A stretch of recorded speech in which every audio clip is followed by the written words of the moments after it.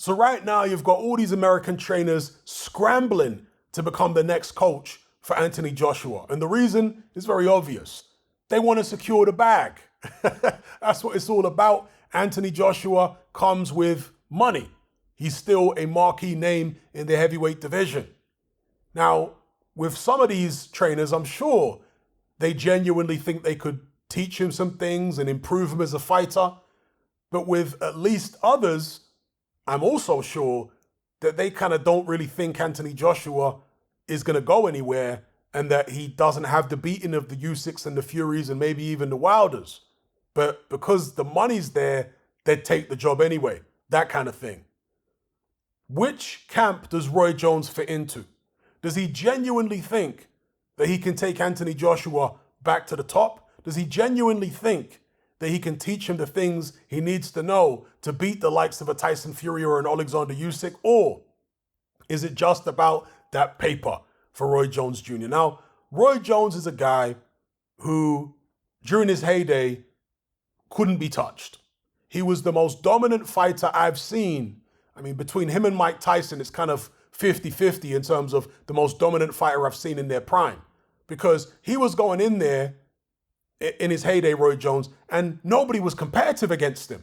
It's not until he was in his late 30s that he had that first fight with Antonio Tarver, which was actually close. And people were shocked.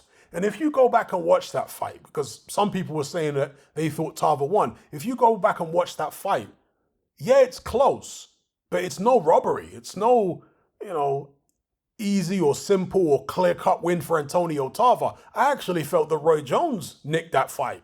But because it was competitive, it was almost as shocking as a full-on upset, as if Roy Jones had lost. Why? Because he'd been so dominant. This was a guy who just, nobody could compete with him. All right? So he understands what it takes to be an elite fighter from a psychological perspective. I've spoken about this before in terms of what he could offer Anthony Joshua. I think his positive energy could be good for Joshua. Stylistically, I'm not so sure.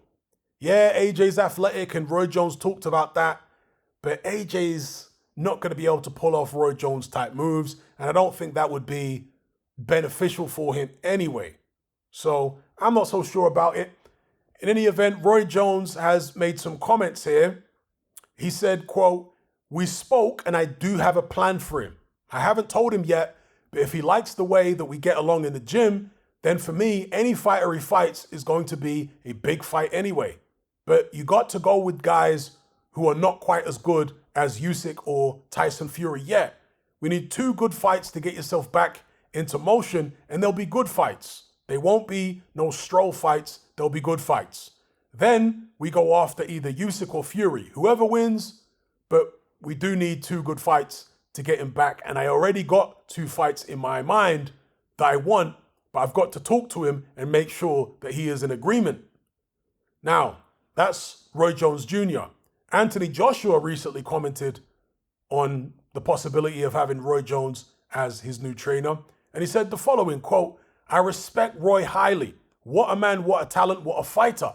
But with that being said, that doesn't mean just because of that, he is qualified to train me. That is where it ends, really. But I'd love to see his work and we go from there." Now, Roy Jones apparently responded to this in terms of people questioning what he brings to the table, perhaps even Anthony Joshua. And he said, "What can I not bring? I'm one of the greatest to ever do it. I did whatever I wanted to do. So I can show you how to do whatever I want to because I did whatever I wanted to when I got ready. And who was going to stop me? Nobody. Why? Because they didn't understand. So what can I not bring to him?" For me, to hear people say, "Oh, we don't know, man. If I can't teach you, you don't want to learn." All right. So those are the words of Roy Jones. And of course, Roy Jones is going to want the job. He's going to want the bag.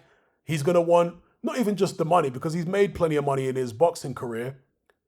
But fighters, when they can no longer be top fighters anymore in their own right, and some of them become trainers, that's an extension of the ego that they have as fighters.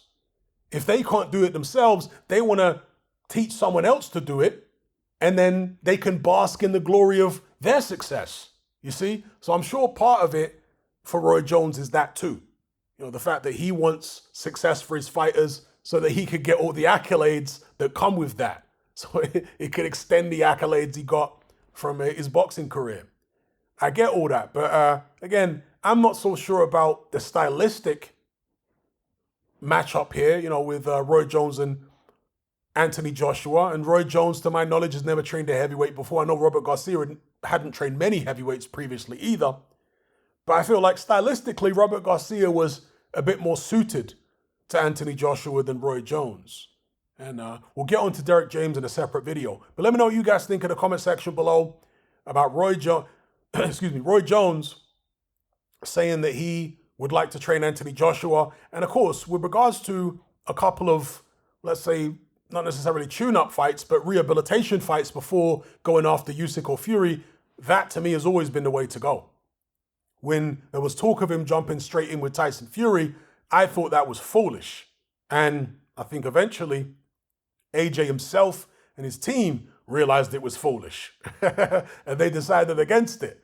Coming off 2 losses when your confidence is so low, the last person you want to be jumping in the ring with is the Gypsy King Tyson Fury, who right now is riding the crest of a wave. His confidence has probably never been any higher than it is now. So anyway, I'll leave it there.